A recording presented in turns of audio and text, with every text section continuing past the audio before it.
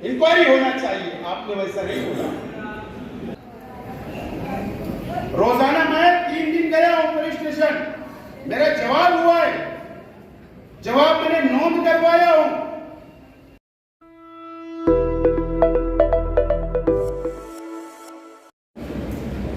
मैं आज वो 5 साल पूछना चाहता हूं शहर के आवाम से।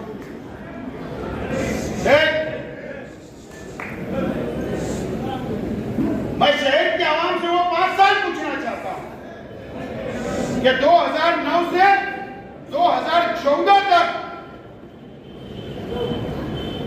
ये शहर को क्या मिला, क्या डेवलप हुआ, क्या तामीर और तरक्की हुई, क्या वादे किए गए। अगर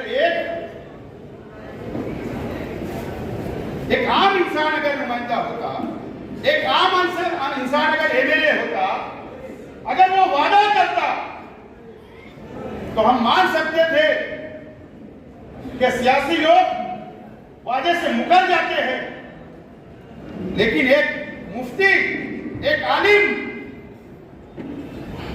ने जो वादा किया था 5 साल वहां पर भी वो नाकाम रहे। मुझको मौका मिला 2014 2019 तक मैं एमएलए रहा, शहर ने मेरा साथ दिया और मैंने क्या किया ये आप जानते हैं, शहर जानता है। मुझे उसका कोई सबूत देने की जरूरत नहीं है। मिसाल उर्दू घर आपके सामने, फ्लाईओवर ब्रिज आपके सामने, हिल स्टेशन बना आपके सामने, और तालीम के नाम पे जो मैंने किया वो भी शहर के सामने है। मैं बहुत ज्यादा उसमें नहीं जाना चाहता हूं। 2019 आया, 2019 आया, मैं इलेक्शन हार गया।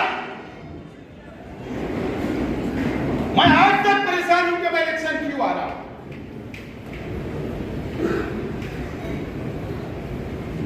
और मेरे अपने मुखालिफ में शहर के तमाम ही लीडरान, चाहे उनकी एक कारपोरेटर की हैसियत हो, चाहे 4 कारपोरेटर की हैसियत हो, तमाम ही मेरे मुखालिफ लीडरान एक मंच पर आए, एक मजहबी शख्सियत को दोबारा मौका दिया, एक मुफ्ती को दोबारा मौका दिया गया, एक आलिम को दोबारा मौका दिया गया, और मैं इलेक्शन हार गया, वो जीत गए।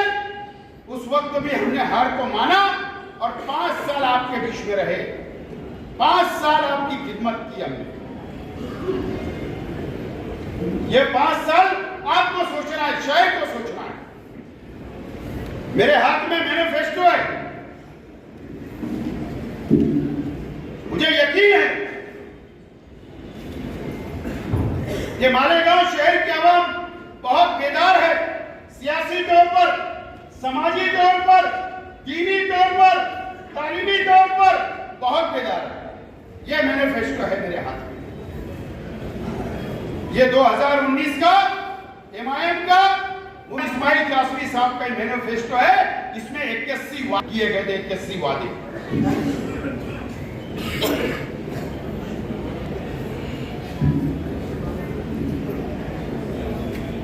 आज के एमएलए जामा मस्जिद के इमाम हैं, आज के एमएलए महाराष्ट्र के मदरसा बोर्ड के सदर हैं, लश्कर वाली ईदगाह के इमाम है, दारुल उलूम देवबंद के रुकन है, जमीयतुल उलमा के सदर है, और ना जाने मुझे याद नहीं है कि कितने ओहदे मजहबी तौर पर उनके पास। मैं माफी के साथ बोल रहा हूं, यह शहर दीनी तौर पर बहुत बेदार शहर है।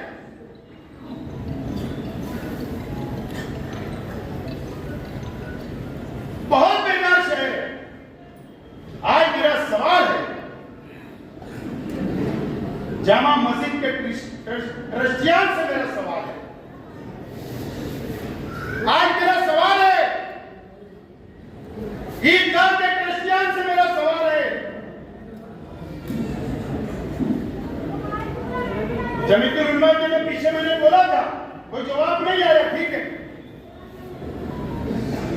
महाराष्ट्र के तमाम मदरसे के ये जिम्मेदार है, सदर है, उन तमाम लोगों से, शहर के उलमा से, शहर के आलिमों से, शहर के मस्जिद के इमामों से, शहर के मस्जिद के ट्रस्टियान से, तमाम मिली तंजीमों से मेरा सवाल है कि अगर आप उनसे चौराहों के ऊपर पूछिए, अगर इन्होंने इस मैनिफेस्टो पूरा किया होगा तो शेख हासिम इलेक्शन नहीं लड़ेगा।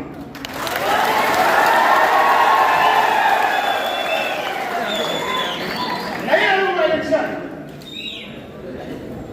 क्योंकि मुफ्ती का वादा था, अगर मुफ्ती झूठ बोल सकता होगा तो वो मुझको बोल दे, और अगर ये बता दो कि एक मुफ्ती कभी झूठ नहीं बोल सकता तो वो मुझे बता दो और शहर को बता दो। इनके फतवे हम मानते, उसी फतवे पे चलते। अगर कोई आलिम, कोई मुफ्ती ने फतवा दे दिया तो हम उसको मानते हैं, उस पर चलते हैं। और ये जो झूठ बोला गया शहर से 5 साल जो धोखा दिया गया, इसका जवाब कौन देगा? ये सवाल आज मेरा है।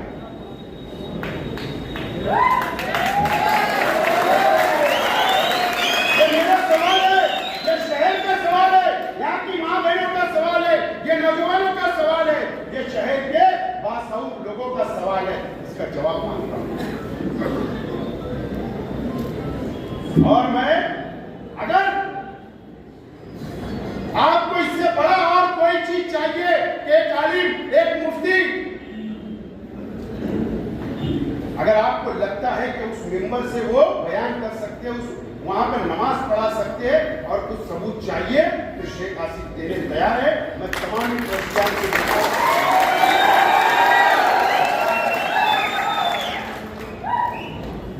उससे भी मैं सबूत दूंगा। क्या मजबूरी है कि आप सवाल नहीं करते? क्यों ये शहर के बासऊर लोग सवाल नहीं करते? कब तक ये शहर को धोखा दिया जाएगा? कब तक धोखा दिया जाएगा? फतेह मोहम्मद साहब यहां बैठे, अली साहब, ये शाह बिरादरी के सबसे सीनियर, इन्होंने तंजीमें चलाई है, आज तक सरपरस्ती कर रहे हैं। इसी मैनिफेस्टो के अंदर वादा है, इसी मैनिफेस्टो ये लोग तो मेरे साथ थे। क्या वादा है? शाह बिरादरी को विजय एंटी का दर्जा दिलाया जाएगा।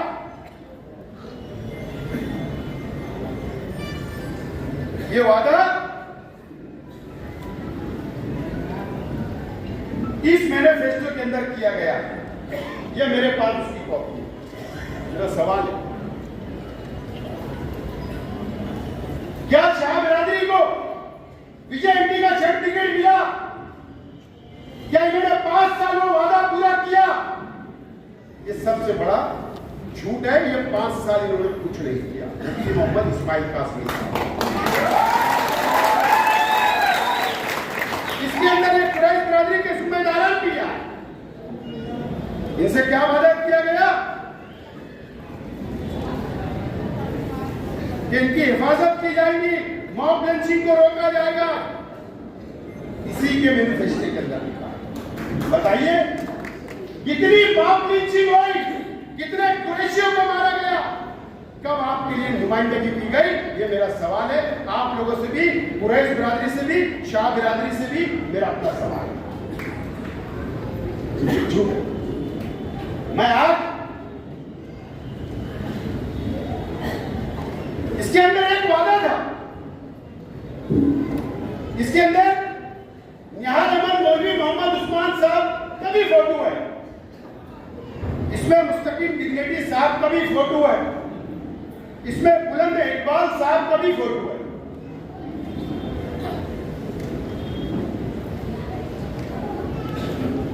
मेरा आज कल की जनता दल और आज की समाजवादी से मेरा सवाल है, यह मैनिफेस्टो किसने बनाया?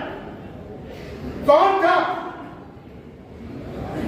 आप ही लोग थे ना, आप ही लोगों ने इलेक्शन लड़ा ना। इसके अंदर क्या लिखा है? साथी बुलंद इकबाल साहब के जो मौलाना अली मियां नकवी लाइब्रेरी के सामने जो सेंटर है बुलंद इकबाल साहब के, वहां पे रोजगार के ट्रेनिंग सेंटर, ट्रेनिंग दी जाएगी मुस्लिम नौजवानों का, सरकारी नौकरियां दी जाएगी। ये वादा है। अल्लाह जन्नत नसीब करे बुलंद इकबाल साहब को। अगर आप चल रहे हो और नहीं तो इसका भी जवाब आपको देना पड़ेगा। यह भी धोखा दिया गया एक मरहूम के नाम पर। ये शायद बहुत सारे 81 वादे बुनकर भाई, मैंने पहले भी कहा, अगर ये कोई भूल रहे होंगे बुनकर भाई तो ये मैनिफेस्टो आप उठाकर देखो कि आपसे क्या क्या वादे किए गए, आपसे क्या वादा वफा किया गया, ये भी आप देखो। मजदूरों से भी वादे किए गए। माथारी बोर्ड जैसे आपका बोर्ड बनाएंगे, कहां है? झोपड़पट्टी के अंदर 2 लाख विकास तामीर करेंगे, कहां है? मां बहनों को रोजगार देंगे, कहां है? ये तमाम ही पढ़ूंगा, बहुत लंबी तकरीर नहीं करूंगा, रात निकल जाएगी, इतना बड़ा मैनिफेस्टो। और एक मुफ्ती, एक आलिम ने वादा किया था एक शहर से। आप मुझे बताओ, मैं पूछना चाहता हूं लोगों से कि इमाम के 2 एमएलए आए, एक फारूक शाह साहब, वो उनके हल्के में क्या कर रहे हैं शहर का, और वहां के लोग देख रहे, मुझे कुछ नहीं बोलना। मुफ्ती मोहम्मद इस्माइल कासमी साहब, आप ये बताओ कि आपने 5 साल, आज भी, आज 12 तारीख है, जुमा का दिन है, आज महाराष्ट्र के अंदर एमएलसी, क्या बोलो, एमएलसी के चुनाव हुए 11 सीट के, 12 उम्मीदवार थे। ईमानदारी से बोलना, जामा मस्जिद के मेंबर पे खड़े रह के बोलना, आपने किसको वोट दिया?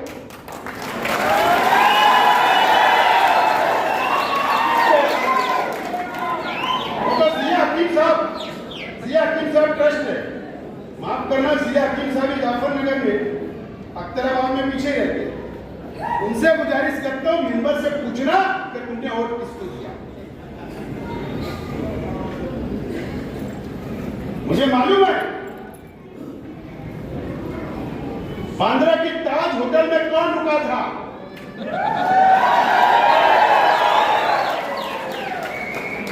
आज भी आपने सेकुलर पार्टी को वोट नहीं दिया, फिरका परस्त पार्टी को वोट दिया। आज भी आपने, ये हमको समझता।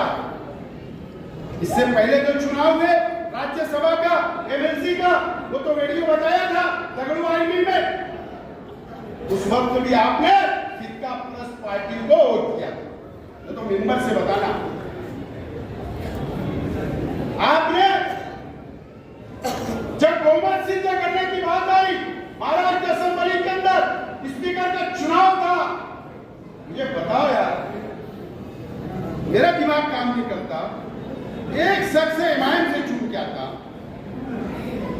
कुलाबा की ताज रेसिडेंसी में जो होटल है, वहां पर वजीर आला से मिलने जाते हैं, और बाहर जब नासिक का एक कुलकर्णी नाम का पत्रकार है एबीपी माझा का, वो उनसे सवाल करता है, शायद नाम भूल रहा हूं लेकिन एबीपी माझा का है, उसने पूछा कि आप यहां क्यों आए थे?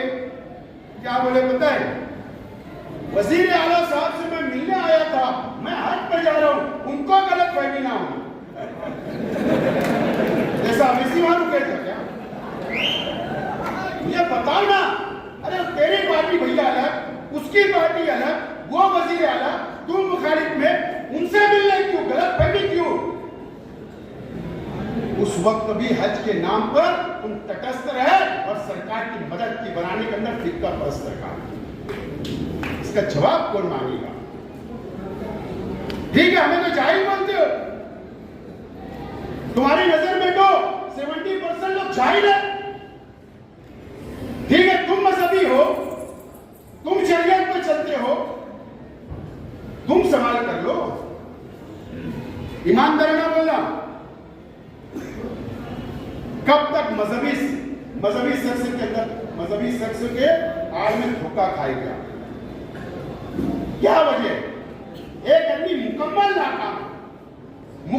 नाकाम है, उसके बाद भी मैं अभी आज हमारे इजलास में बोल रहा हूं, ये बातें मैं तुमको इसलिए बोल रहा हूं, जाकर गली और मोहल्लों के अंदर, चौक चौराहों के ऊपर पूछ के इनके वर्करों से। मैं तो जब स्टेट लगेगा तो आज सिर्फ जिया हकीम साहब का नाम लिया, बहुत बड़ी फहरिस्त बनाया हूं। वहां पर तुमसे सवाल करूंगा, अगर आपका ज़मीर जिंदा है, अल्लाह का खौफ है, और आप अगर मजहबी मुकामात के ट्रस्ट हो, जिम्मेदार हो, तो आपको पूछना पड़ेगा, सवाल करना पड़ेगा। नहीं तो अगर कोई शख्स गुनाह कर रहा है और आप भी उसका साथ दे रहे हैं, तो मेरा अल्लाह उसका फैसला करेगा। मैं तो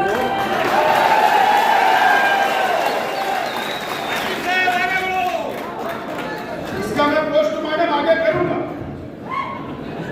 इसका पोस्टमार्टम मैं जरूर आगे करूंगा। लेकिन आज मैं आपसे बोलना चाहता हूं, यह इजलास आज हमने कीरत की, अल्लाह की तारीफ की, कुरान की आयत पढ़ी गई, और हमारा मजहब हमें सिखाता है कोई काम की शुरुआत करो, कीरत करो। यह आज आगाज है, हमने इलेक्शन की असेंबली की शुरुआत कर दी, इसलिए आज आपको जमा किया। मैं तमाम ही वर्करों से कहना चाहूंगा, यहां से जाने के बाद आपको डर जाना है, शहर में, मोहल्लों में, गलियों में, रिश्तेदारों में, दोस्तों में, मां बहनों में, और आज से डट के खड़े रहेंगे। 2024 का इलेक्शन हमको जीतना है, उसकी तैयारी आपको 18 तारीख तक वोट बनाने का वक्त है। अपने घर में 18 साल के जो लोग हो गए उनकी और बढ़ाओ, 5-6 दिन बचाए, बेदार हो जाओ, लड़ने के लिए तैयार हो जाओ।